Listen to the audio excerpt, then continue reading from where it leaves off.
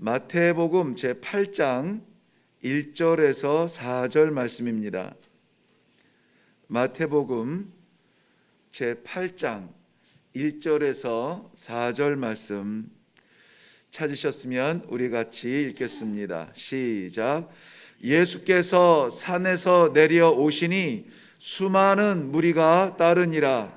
한 나병 환자가 나와 절하며 이르되 주여 원하시면 저를 깨끗하게 하실 수 있나이다 하거늘 예수께서 손을 내밀어 그에게 대시며 이르시되 내가 원하노니 깨끗함을 받으라 하시니 즉시 그의 나병이 깨끗하여 진지라. 예수께서 이르시되 삼가 아무에게도 이르지 말고 다만 가서 제사장에게 내 몸을 보이고 모세가 명한 예물을 드려 그들에게 입증하라 하시니라. 아멘. 아멘. 네, 우리는 지난 며칠에 걸쳐서 마태복음 5장에서 7장의 내용을 함께 살펴보면서 예수님께서 천국 백성이 살아가야 될 삶의 질서를 말씀해 주신 것을 묵상을 했습니다. 산에 5장을 시작할 때 이렇게 시작하죠. 예수께서 무리를 보시고 산에 올라가 앉으시니. 그런데 오늘은 예수께서 산에서 내려오시니 그랬습니다. 산에 올라가서 말씀을 전하시고 증거하시고 산에서 내려와서 그 말씀의 실천, 즉 말씀을 따르는 백성들을 고치시는 현장을 오늘 보여주고 계십니다. 마태복음은 유대인들을 위하여서 기록된 복음, 유대인들을 대상으로 해서 기록된 것이라 이렇게 우리 이미 잘 알고 있습니다. 그래서 예수님께서 유대인들에게 어떤 존재이냐 한 것이 굉장히 중요한데요. 유대인들이 자기의 생명같이 붙드는 민족적 정신이 있습니다. 그것은 대표적으로 아브라함의 후손이다라고 하는 것이죠. 아브라함의 후손이다, 섞이지 않고 순전한 아브라함의 자손이라는 것이 이 유대인들에게는 생명과 같습니다. 그리고 하나님께서 아브라함을 통해서 있을 수 없었던 이삭을 주시고 그의 자손된 우리가 하나님의 약속된 백성으로 살아갈 수 있도록 말씀해 주셨다. 이것이 율법이거든요. 그래서 모세에게 주신 율법은 저들이 목숨같이 지킵니다. 그리고 또 하나는 다윗의 왕권입니다. 우리가 때때로 아니면 역사적으로 대부분 이스라엘 민족들 유대인들은 포로라든지 억압을 받는다든지 통치를 받는다든지 노예로 끌려간다든지 그런 역사들이 계속 반복이 되어져 있음에도 불구하고 도대체 저 유대인들은 무엇이 있기에 세상에 별로 남지도 않은 저들이 지금 이 세계를 지배할 만큼 강한 사람들이 되었는가? 그것은 왕권에 대한, 다윗의 왕권에 대한 자부심이에요. 우리는 세상에서 들락달락하는 왕이 아니라 하나님께서 정하시고 하나님이 왕관을 씌우시고 하나님께서 약속하신 영원한 왕권을 가진 다윗의 그러한 자손들이다 하는 것이 저들에게는 생명보다 중요한 일입니다. 오늘 그 가운데에서 마태복음, 특별히 이제 유대인들에게 기록되어진 말씀 속에서 예수가 누구냐라고 할 때에 그가 율법의 완성이요, 율법이나 선지자를 폐하러 온 분이 아니라 완성하러 오셨다는 그것이 유대인들에게는 굉장히 긴장해야 되는 말씀입니다. 그래서 모세가 이 출생하자마자 생명의 위협을 받은 것처럼 예수님도 출생하자마자 생명을 위협에 받아서 애굽까지 도망하셔야 됐고 그 위협했던 왕이 죽은 다음에 다시 돌아와서 이런 일련의 역사적 사건들을 마치 모세가 떠오르는 듯 그렇게 기록을 해 나가고 있다는 것입니다. 예수님께서 말씀으로 그의 백성들을 가르치시고 5장에서 7장 그리고 이제 8장에서 9장에는 예수님이 그의 백성들을 친히 치유하여 주시는 과정들을 기록하고 있는데 공교롭게도 한 10가지 정도를 기록하고 있습니다. 오늘 8장 2절에서 4절 보면 나병 환자를 고치시는 장면 나오죠. 5절에서 13절 보면 백부장의 종을 고치시고요. 14절에서 15절은 베드로의 장모를 고치시고요. 23절에서 27절에 보면 풍랑을 잔잔케 하심으로 말미암아 자연을 다스리시는 모습을 보여주시고요. 28절에서 34절 보면 마태복음에서는 가다라 지방의 귀신 들린 자를 고치시는 장면인데요. 우리가 거라사 광인이라 이렇게 기억하는 그 장면이기도 합니다. 9장에 넘어가면 1절에서 8절까지 중풍병자를 고치시고 20절에서 22절까지 혈루증 앓는 여인을 고치시고 23절에서 26절까지 회당장 야이로의 딸을 살리시고 27절에서 31절까지 두 맹인을 고쳐주시고 32절에서 33절까지 말 못하는 사람의 입을 열어서 고쳐주십니다. 이것 외에도 얼마나 많은 치유와 기적들이 나타났겠습니까마는, 그런데 이 10가지를 집약해서 대표적으로 이렇게 기록하고 있다는 것입니다. 문 좀 닫아주세요. 그 가운데 오늘 나병 환자를 치유하는 장면을 대표적으로 살펴보고 이 8장에 대한 묵상을 가늠하려고 합니다. 이 첫 번째 사건인데, 산에서 내려오셔서 말씀의 권위를 이제 말씀의 실천으로, 말씀으로 그의 백성들이 살아가야 될 것을 말씀하셨고, 이제는 그 백성이 살 수 있도록 고쳐주시는 그러한 장면입니다. 이 나병 환자의 치유 사건을 통해서 오늘 이 아침에 우리는 3가지만 꼭 기억하시고 그것을 함께 기도하고, 동일한 역사가 우리들에게도 나타나기를 간절하게 기도하며 일어나는 시간이 되기를 바랍니다. 먼저 우리가 기억해야 될 것은, 나병 환자가 주님께 나와서 나왔는데 주님은 그 주의 손을 내밀어서 나병 환자를 만졌다는 거예요. 예수님께서 그 나병 환자를 만졌다는 것입니다. 이것은 율법의 벽을 뛰어넘는 행위입니다. 우리가 잘 알듯이 나병이라고 하는 것은 분리 규정이 있어요. 나병이라고 하는 것은 단절되어져야만 되는, 분리되어져야 될 사람이라는 것입니다. 그렇기 때문에 분리되고 구별되어지는, 가족도 함께하지 못하는, 성 밖에 쫓겨나가서 거기에 일정한 공간에서 머물러야만 하는 그런, 마치 우리의 어떠함이 아니라 하나님께서 주신 일종의 채찍이며 심판이라고 하는 트라우마가 이스라엘 백성들에게는 율법을 통하여서 새겨져 있습니다. 분명히 그 사람의 무엇 때문은 아닌 것 같은데, 그러나 떨어져야 되는, 분리되어져야 되는, 이것은 죄로 인하여서 하나님으로부터 분리되어져야 되는 우리 인간의 연약함을 깨닫게 하는 그러한 트라우마가 있어요. 그런데 하나님께서 주신 율법이라도 분리되어지고 떨어져 나가고 상관없어야 되는 이 나병 환자가 마지막 소망을 가지고 주님께 나왔을 때, 예수님은 손을 내밀어 저를 만져주셨다는 것입니다. 우리 주님께서 손을 만져주시고 저를 고쳐주시고 저의 모든 형편이 회복되어졌다는 것입니다. 회복은 예수님께서 만져주심에서 시작이 됩니다. 예수님의 만져주심과 예수님의 다스리심이 우리 삶 가운데 있기를 바랍니다. 예수님 앞에 나아갔을 때에 공허한 마음이 아니라 간절한 마음으로, 원하시거든 주께서 원하시거든 고쳐주실 수 있습니다. 예수님께서는 그를 만지시며 이렇게 말씀하세요. 내가 원한다는 거예요. 내가 원한다는 거예요. 우리 주님이 원하시면은 율법에서 정한 분리도 회복됩니다. 역사적으로 나누어졌던 것도 회복이 되어집니다. 하나님이 구별해 놓았던 것도 회복이 되어집니다. 너는 안 되겠다가 아니라 우리 주님의 손에서 회복이 되어지는 놀라운 오늘 기적을 우리가 보게 됩니다.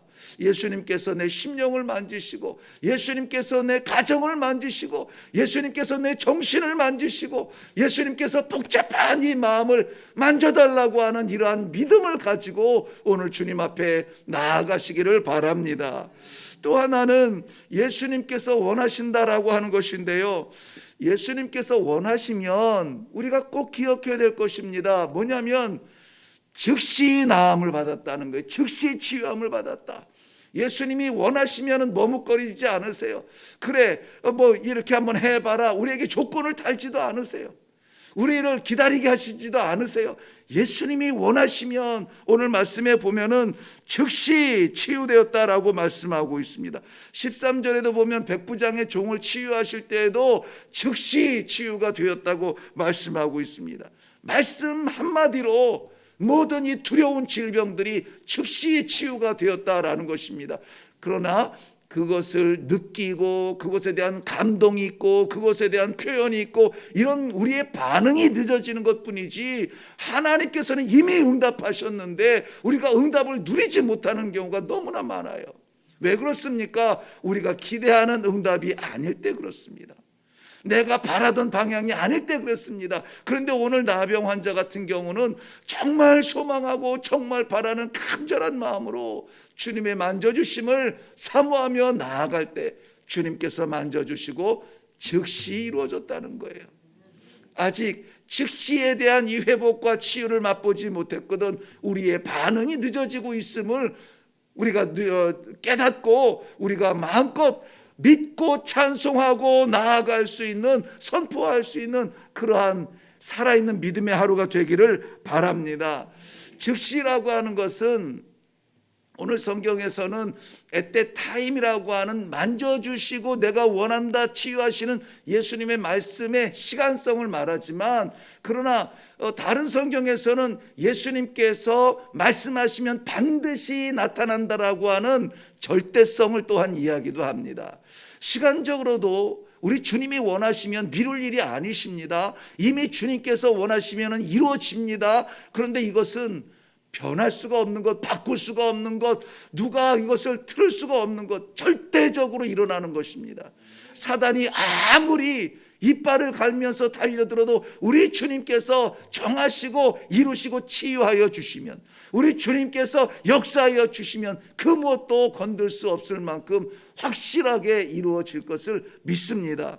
히브리서 7장 27절 말씀에 보면은 대제사장들이 백성들을 위하여서 날마다 제사를 드립니다. 반복적으로 데이 바이 데이 날마다 제사를 드려야 하지만 그러나 이제는 그럴 필요 없는 것이 예수 그리스도께서 그의 백성을 위하여서 단번에 제사를 드림으로 말미암아 우리는 반복적 제사를 드릴 수가 없다라고 표현하고 있습니다. 여기서 말하는 단번에 이 의미가 절대성이에요.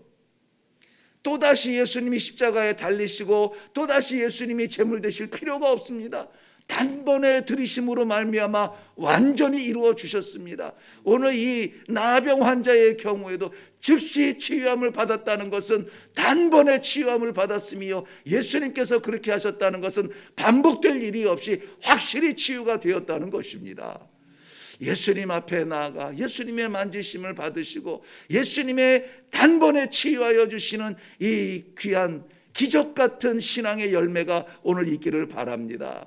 또 하나 우리가 기억해야 될 것은 무엇이냐? 예수님이 그 치유함을 받은 이 나병 환자에게 말합니다. 이 사람 저 사람 가서 자랑하지 말고 제사장에게 가서 네가 회복된 이것을 보여주고 하나님께서 율법에 정한 대로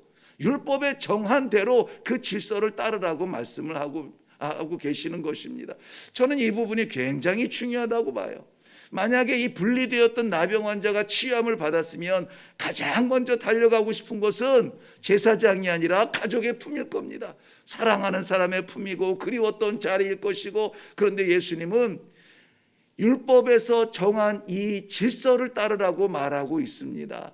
우리 각자에게 하나님께서 섬기도록 허락하신 그 교회 공동체의 질서가 있을 것입니다. 그런 질서에 먼저 충실하라고 하는 것입니다. 그것을 내가 중요하면은 그러한 질서들이 다 깨져요. 그런데 내가 아니라 지금 질서를 따르라고 말씀하고 있어요. 우리 주님께서 나병 환자를 치유하여 주시고 가서 제사장에게 보이고 거기에 합당한 제물을 드리고 그리고 나서야 나의 삶이 있는 것입니다. 거기에 보면은 5절 4절 말씀 한번 보세요. 4절 말씀에 이렇게 기록합니다. 예수께서 이르시되 삼가 아무에게도 이르지 말고 다만 가서 제사장에게 내 몸을 보이고 모세가 명한 예물을 드려 그들에게 뭐 하라고요? 입증하라 말씀하고 있습니다. 이것은 간직할 것이 아니라 드러내고 나타내고 입증하고 간증하여서 선포하고 살아계신 예수 그리스도의 사랑하심이 오늘날 우리를 치유하셨습니다라고 하는 것이 자꾸 드러나고 나타나야 돼요. 이게 옛날 어르신들이 이 소문을 내야 아픈 것은 치유되고 즐거움은 배가 된다고 하잖아요. 요즘에는 아픈데 더 아파요. 즐거운데 행복하지가 않아요. 보면은 이것이 드러나지가 않습니다. 나타나지가 않아요. 그냥 입 꾹 다물고 나만 그것이 아니라 우리는 믿음의 공동체로 하나님께서 함께 기도하고 함께 찬송하게 하셨습니다. 그러므로 안타깝고 답답한 것 함께 나누고 기도해 주세요. 나누어 주세요. 함께 나누고 짊어지고 그리고 또 즐겁고 행복하고 역사하고 나타난 치유된 것은 함께 나타나서 자랑하고 찬송하고 이러한 공동체가 믿음의 공동체지, 나 혼자 살아보겠다고 나 혼자 가는 이 길에 아무도 나 건들지 말라고, 이것은 공동체의 정신이 아닙니다. 오늘 우리 주님께서는 이 치유된 나병 환자를 공동체 안으로 다시 보내주시는데 가정으로 먼저 보내지 아니하시고 친구에게 먼저 보내지 아니하시고 아무에게도 보이지 않게 하시고 먼저 이 종교적 질서를 따르라고 보내주고 계시는 것을 우리가 꼭 기억해야만 합니다. 그러므로 사랑하는 성도 여러분, 이제 오늘 우리가 하루 살 때에 주님께 우리의 연약한 부분들을 내어놓고 주님의 따뜻한 손길 만져달라 기도할 수 있는 믿음이 있기를 바랍니다. 우리 주님께서 원하시면 치유하여 주시는 믿음이 있기를 바랍니다. 그리고 우리 주님께서 연약한 우리 독립적인 존재로 놓지 아니하시고 믿음의 공동체를 주셨는데, 맡겨주셨는데 믿음의 공동체 안에서 종교적 질서도 우리가 반드시 완성할 수 있는 그러한 귀한 하루가 되시기를 주님의 이름으로 축원합니다. 기도하겠습니다. 살아계신 아버지, 아무도 감당할 수 없었던 분리되어야만 하는 그런 나병 환자를 치유하여 주시며 오늘 주님께서 그를 제사장의 품으로 종교적 질서 안으로 돌려보내시는 것을 말씀을 통하여서 묵상하였습니다. 사랑하는 백성들, 드러내고 싶지 않은 그러나 간절한 저들의 마음 가운데에 소원이 있을 줄로 압니다. 먼저 주님을 만나야 되겠기에, 주님의 말씀을 받아야 되겠기에, 주님 앞에 토해내야 되겠기에 이 새벽 제단 주님 앞에 올라온 주의 백성들, 주님을 만나게 하여 주시옵소서. 주님의 따뜻한 손길로 만져주심을 체험하게 하여 주시옵소서. 어루만져 주시는 우리 주님의 사랑의 손길을 받게 하여 주시옵소서. 그리하여서 해가 지기 전에 즉시 이루어지는 놀라운 축복을 맛보는 그러한 하루가 되도록 축복하여 주시옵소서. 오늘 이 귀한 응답의 역사를 사모하며 예수님의 이름으로 기도하옵나이다. 아멘. 네, 오늘 8장에만 해도 너무나 많은 말씀들이 있지만 대표적으로 나병 환자의 치유되는 과정들을 살펴보았습니다. 이렇듯 누구에게도 드러내지 못하는 우리의 감추어진 부분들, 분리되었던 그러한 부분들이 오늘 주님 앞에 고백이 되어지고 주님께서 만져주시기를 사모하는 마음으로 기도하시고 우리 주님의 손길에 그러한 만져주심을 받고 치유함을 받는 그러한 날이 되기를 바랍니다. 우리 이 시간에 기도할 때 주님 만져 주시옵소서, 치유하여 주시옵소서, 말씀하여 주시옵소서, 주님께서 원하시면 하실 수 있나이다 하는 믿음으로 주님의 또 만져주심을 사모하며 또 치유하여 주실 것을 확신하고 또 이러한 가운데서 하나님께서 허락하신 이 믿음의 공동체에 우리의 사명이 무엇인가에 대하여서 함께 기도하고 또 마음에 다짐하고 결단하여서 그대로 실천하는 믿음의 성숙이 있는 그런 하루가 되기를 바랍니다. 이것이 우리의 오늘 첫 번째 기도의 제목입니다. 그리고 그 이후에 우리 각자의 기도의 제목으로 또한 나아가겠습니다. 우리 함께 기도하겠습니다.